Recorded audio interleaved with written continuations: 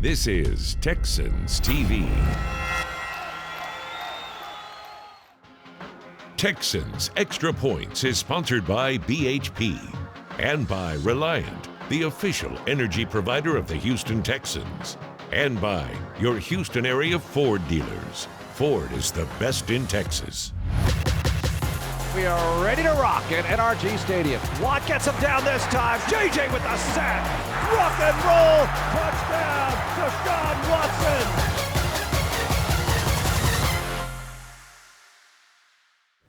Oh, it's nice to talk football after a victory, isn't it? Well, the Texans are looking for victory number 2 of the season, number 2 in a row, and number 1 against the Titans this year. This is Texans Extra Points. My name's Drew Dougherty, and this is my good pal, Deepi Sidhu. You know her from HoustonTexans.com, Texans Radio, and Texans TV. She's the host of Texans 360. Deepi, we got a lot to discuss, don't we? I love that you had me on after the Texans' first win. It's going to be a great show. That's what we do here in 2020. So we're trying to keep the good things, good times rolling. And we do that with the Red Diamond Iced Tea Quick Hits. It's kind of the news of the week, what's going on in Texans land. So after they get that first win, what is the big goal now? Well, they're keeping it simple. They just want to go 1-0 each week.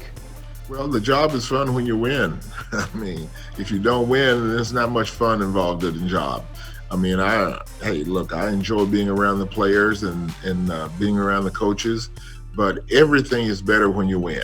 Despite all the good stuff going on, there was a bit of sad news as Benardrick McKinney, the inside linebacker who has been a mainstay on this team for the past 5 years, he's headed to IR because of the injury. So he's out and Tyrell Adams is in, and the Texans have had to make some moves.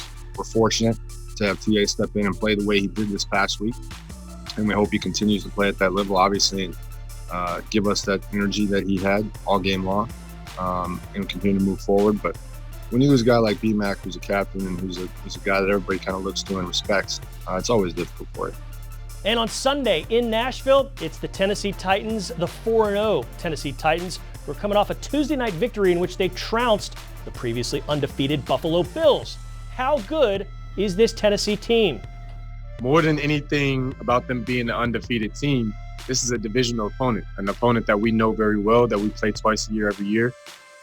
We know what they do, they're going to know what we do, and it's going to be a physical downhill game. And we're excited about these games, just like we were excited last week about our first divisional game. We're going to be extremely excited about this, especially since it's the next opportunity. It's a divisional game, you win the divisional games.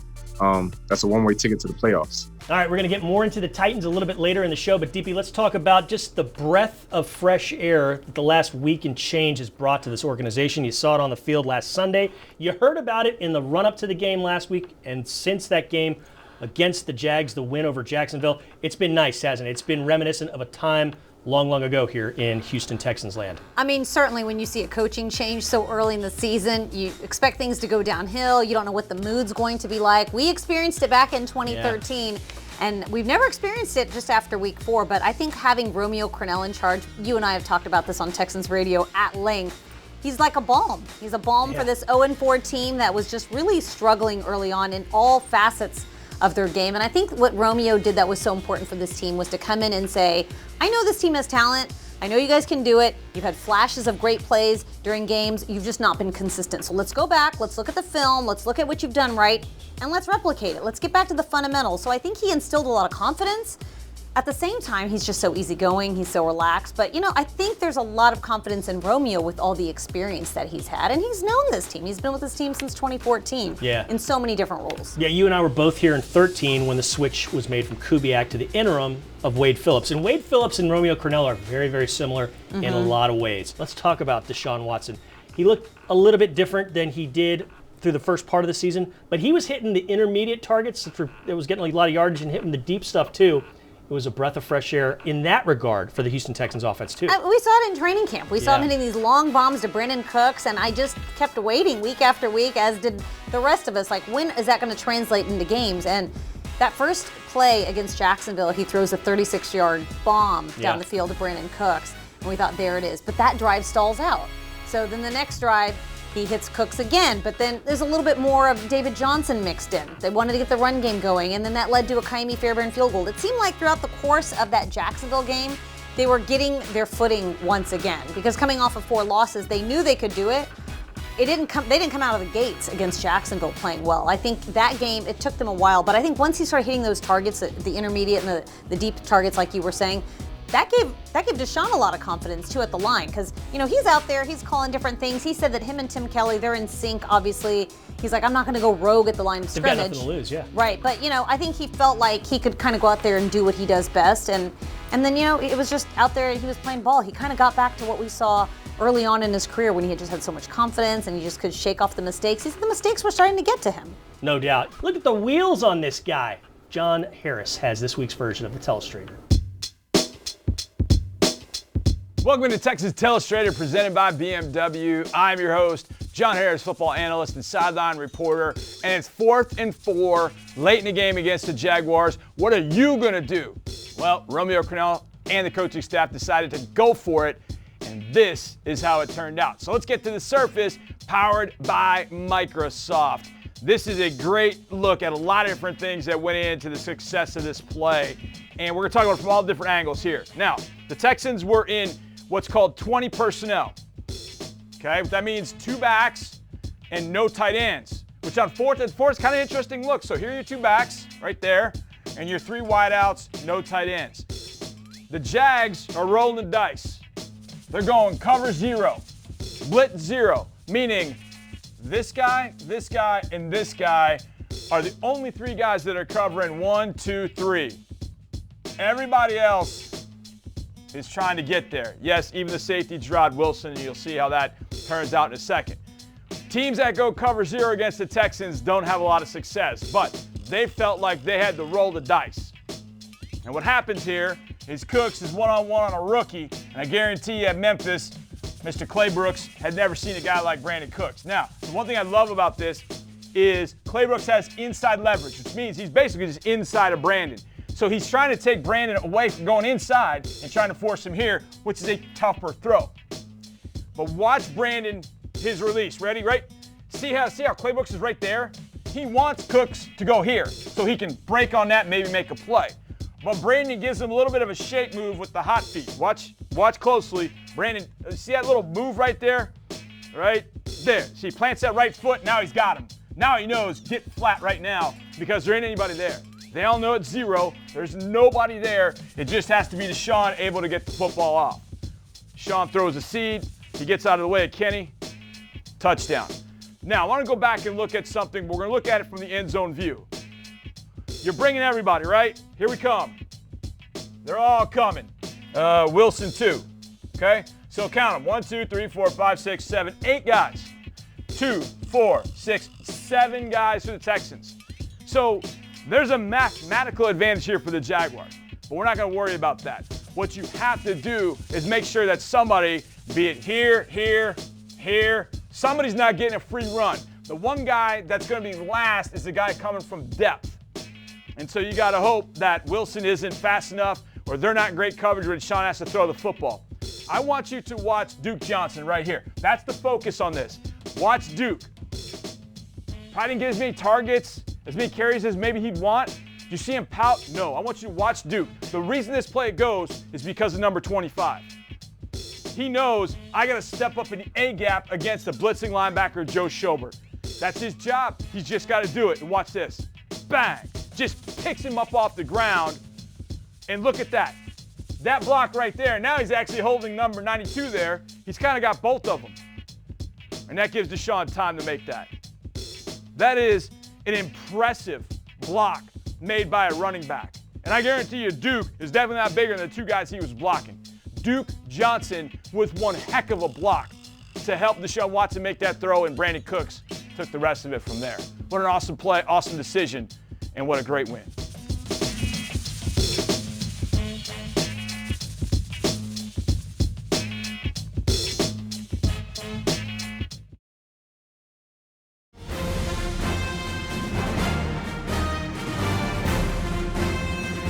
Minshew stepping up. Here comes Martin. The ball is out. The Texans have it. And merciless fumbles. It's still loose. Rock Boys celebrate. Martin strip sack. Jacob Martin brought the boom on Gardner Minshew last Sunday, had that strip sack. And hey, you like next-gen stats powered by AWS?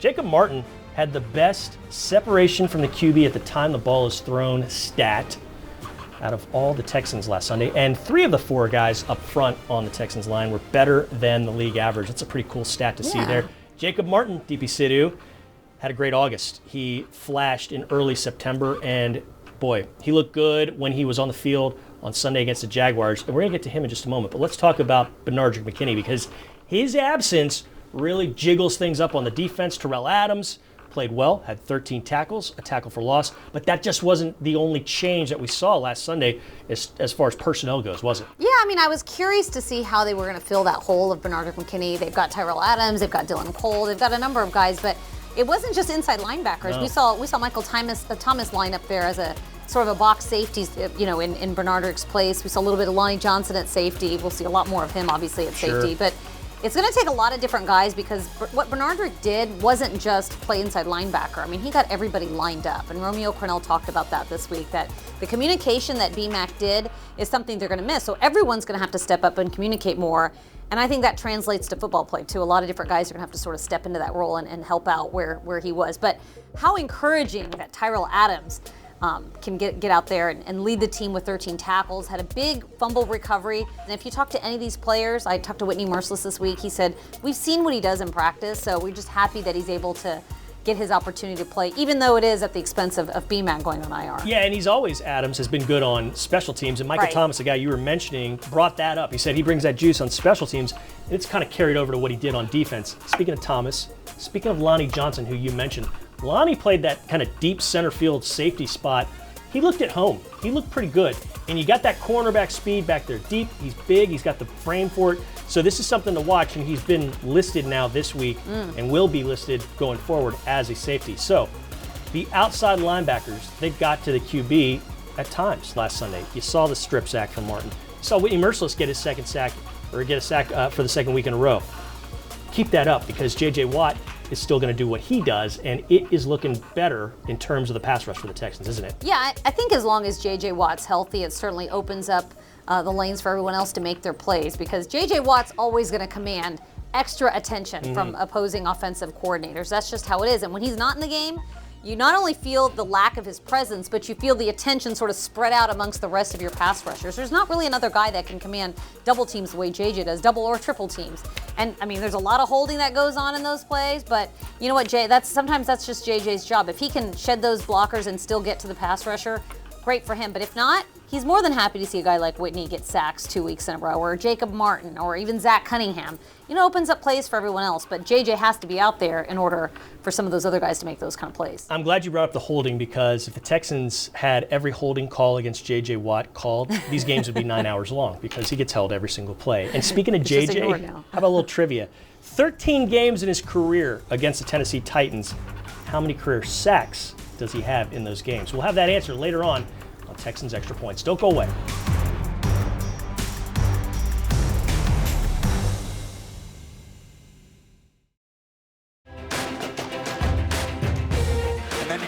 There it is. It comes into the arms of Houston.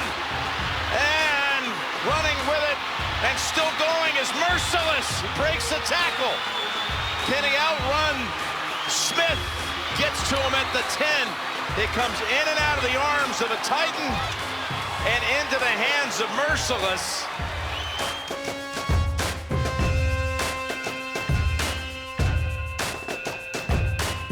That, in my mind, and probably many others' minds, was the defensive play of the regular season last year. Justin Reed popping that ball up in the air, Whitney Merciless snatching it, running with it, and rumbling up that right sideline, and then doing the air guitar with his buddies, the Rock Boys, afterwards.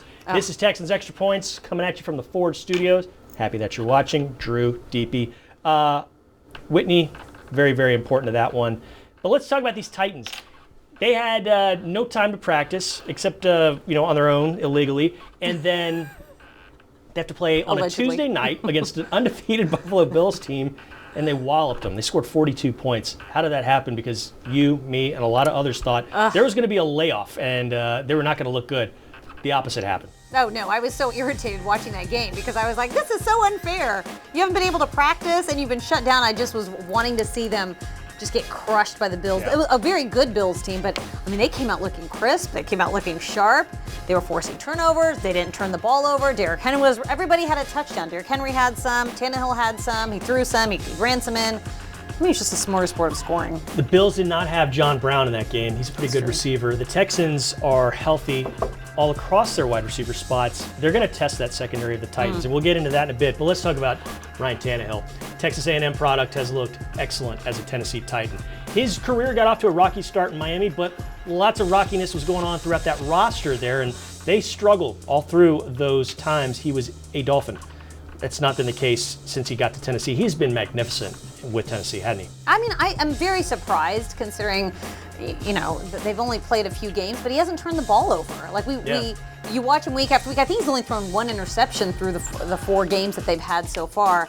I saw him at the Pro Bowl in Orlando, it seems like 100 years ago, and they were, you know, there's a lot of talk of, are they going to re-sign him? Yeah. Is he going to go somewhere else? Are they going to maybe try to get Tom Brady? Like, the Titans quarterback situation, I thought was still a little bit in flux, but they've committed to Ryan Tannehill.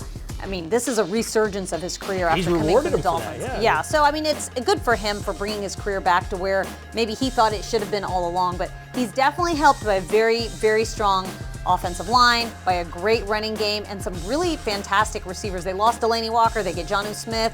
You know, you see Derrick Henry, what he's turned into. Early on, he struggled in his career, and he's kind of gotten his career going too. So I think Ryan Tannehill is in a great situation for him, and he really fits into that offense. It's a really a bit of a reunion when you play these guys because their head coach was here, Mike Vrabel, for a long time. And then former Texans and Ben Jones, he's been a solid starter for them for the last 5 years or so. Plus, Jonathan Joseph makes me want to cry. I miss that guy. It's just so weird Great to see him in the Texan. Titans And uniform. Jadeveon Clowney, he's the headliner as far as former Texans. He's somebody you always got to worry about. You always got a game plan against, and you always have to know just exactly where he is because he will blow up any play. He's like a human grenade sometimes in the backfield. Yeah, and I think the big knock against Clowney when he was here was he wasn't getting a lot of sacks. He still doesn't have a sack this year for the Titans, but I don't think it matters because when he's on the field, he's so disruptive. I mean, the quarterback hurries, the hits, you know, everything else that he just his mere presence forces alone is something you got to look out for. I remember in training camp,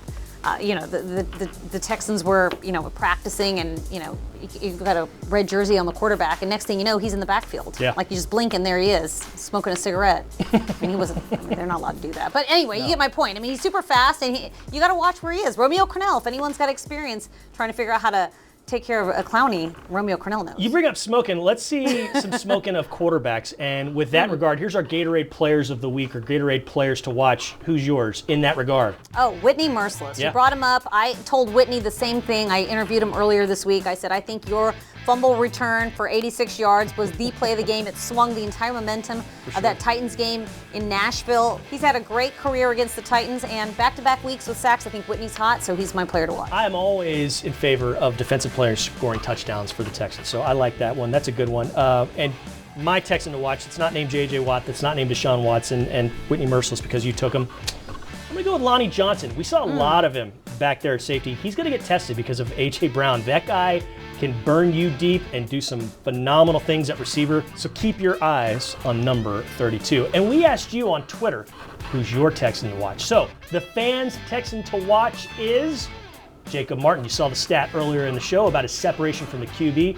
Hey, good things happen when he gets to pin his ears back and go after the quarterback. Let's see that continue because you get after Ryan Tannehill, you make some things happen, and hey, maybe some more turnovers can happen because the Texans still haven't won the turnover battle on the season. They got 2, but they coughed it up 2 times as well. So Jacob Martin, the fans' player to watch this week. We'll be back after a break.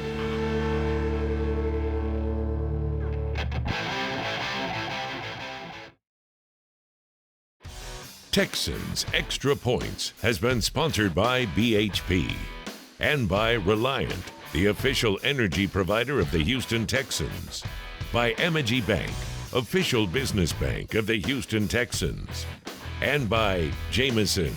Tailgate like a Texan with Jameson Irish Whiskey.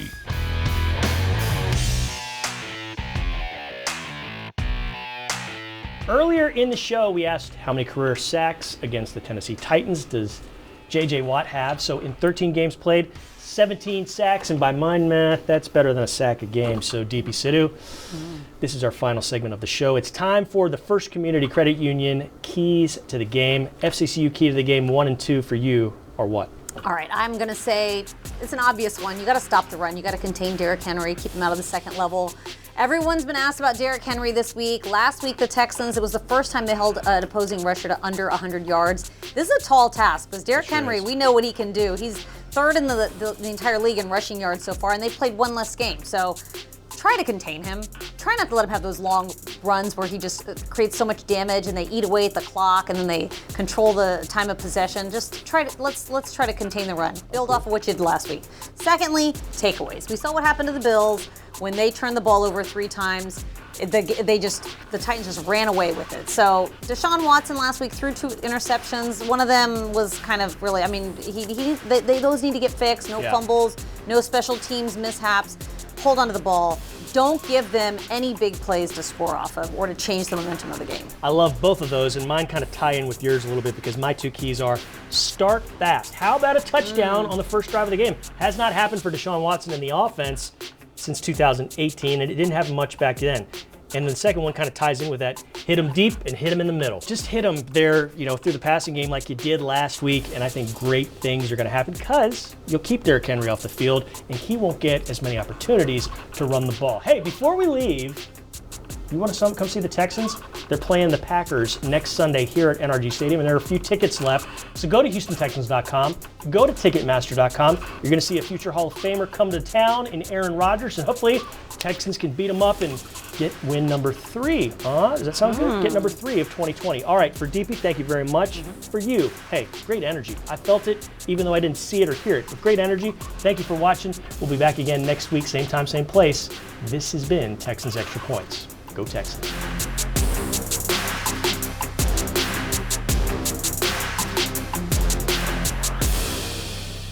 Thanks for watching. Subscribe to our channel and ring the bell to know when we post new content.